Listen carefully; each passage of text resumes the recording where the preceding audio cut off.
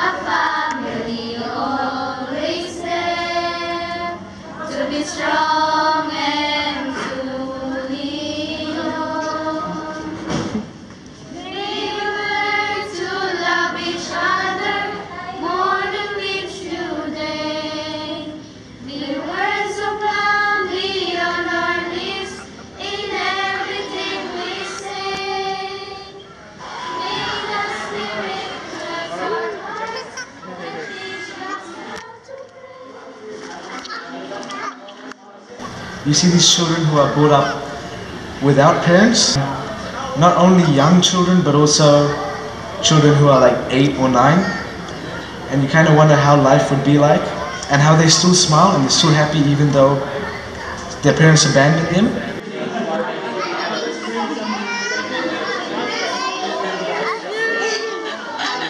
And then I also had really lots of admiration towards the workers there, because most of them are volunteers, because the salaries would be high if they were paid.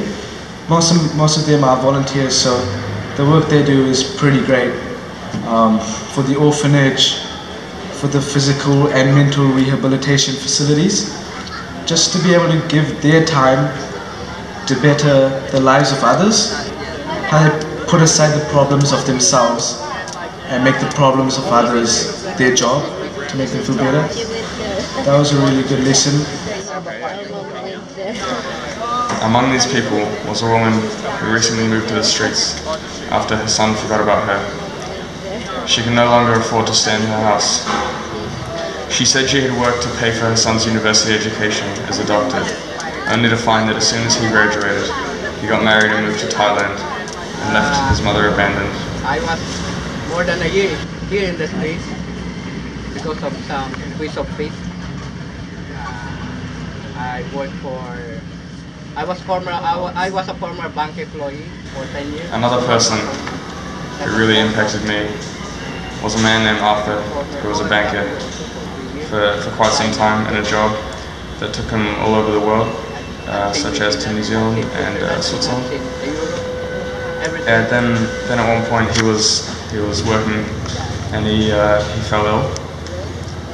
So he took some sick leave, checking with his supervisor. Of course, he was given the okay. By the time he was ready to go back to work, he found that he had been dismissed from his job.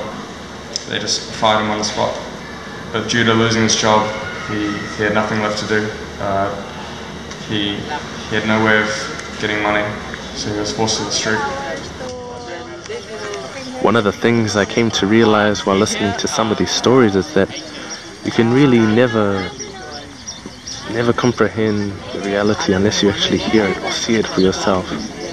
And even then, you know, after hearing some of the stories and actually walking through some of the slum areas, it's only a snapshot, and you can never know the truth and how it really feels to be in a state of being in poverty.